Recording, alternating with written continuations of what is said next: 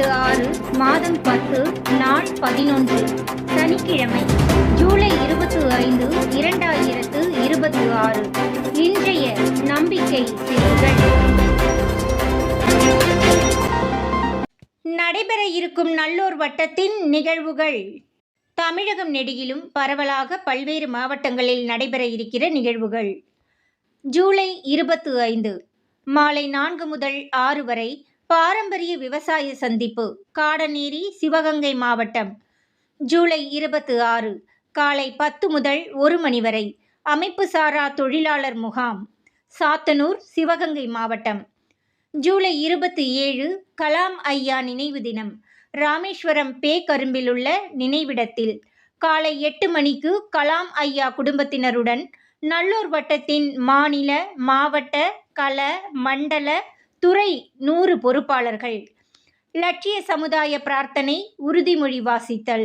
ஜூலை 29 கலாம் ஜோதி மாணவர்களை கண்டறிதல், எம்ஜிஆர் கல்லூரி, ஒசூர்.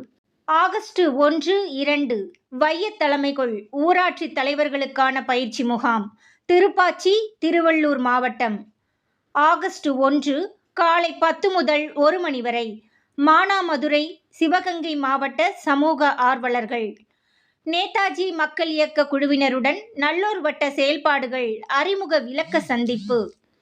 ஆகஸ்ட் 5 காலை அழகப்பா மாடல் பள்ளி, மதியம் 1:30 முதல் 3 மணி வரை அழகப்பா சிபிஎஸ்இ பள்ளி மாணிக்க மாணவர் கலந்துரையாடல்.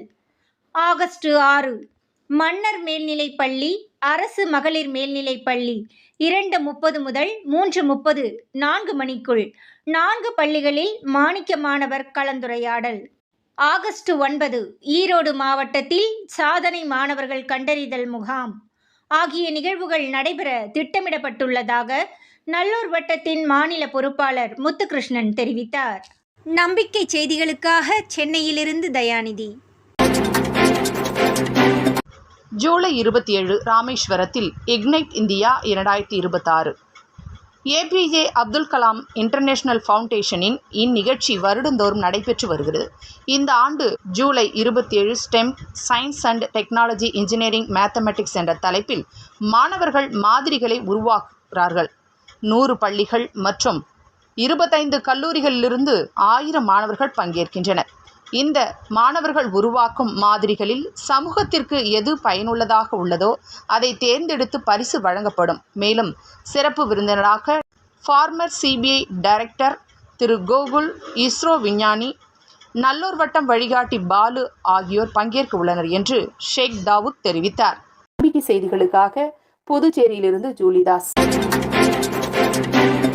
கலாம் ஆண்டு 7 ஈரோட்டிலா. 2020 அக்டோபர் 15 முதல் ஒவ்வொரு ஆண்டும் நல்லூர் வட்டம் கலாம் ஆண்டு புத்தாண்டு விழாவினை மாவட்டம் தோறும் கொண்டாடி வருகிறது. கலாம் ஆண்டு 1, 2 கொரோனா காலத்தில் ஸ்ரீபெரும்புத்தூர் சால்காம் நிறுவன கலாம் அரங்கத்தில் குறைந்த நபர்களை கொண்டு இணைய வழியாக சிறப்பாக கொண்டாடியது.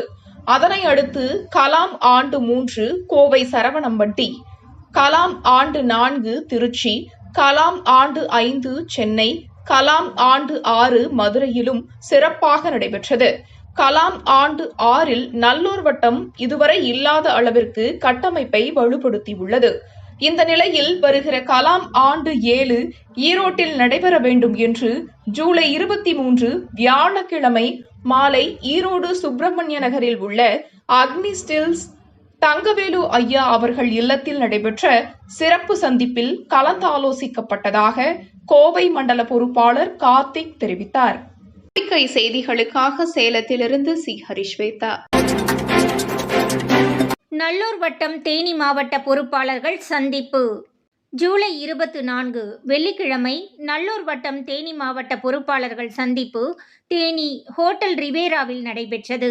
இதில் குறிஞ்சிமணி ஐயா, லட்சிய ஆசிரியர் மீனாம்பிகை, மகளிர் களம் ராமலட்சுமி, ஆசிரியர் பிரேமலதா, கால்நடைகள் துறை ஜெயக்குமார், டூரிசம் ஜானகிராஜன், இயற்கை விவசாயம் பார்த்திபன், மகளிர் களம் மாரீஸ்வரி, துப்புரவு பணியாளர் துறை வனிதா, இராணுவம் பரமேஸ்வரன், கிராமக்களம் கிருஷ்ணகுமார், உடல் தானம் வெங்கடேஸ்வரன், விழிப்புணர்வு கண்ணம்மா, கார்டன் ஜெயக்குமார், ஆன்மீகம் சிவக்குமார் ஆகியோர் கலந்து கொண்டனர் என்று சர்ச்சில் துரை தெரிவித்தார்.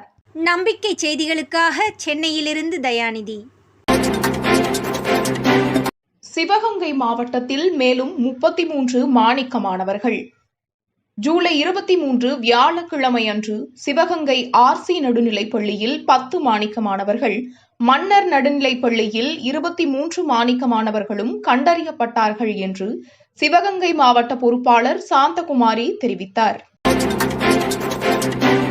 உலக அமைதிக்காக ஒரு நிமிட அமைதி.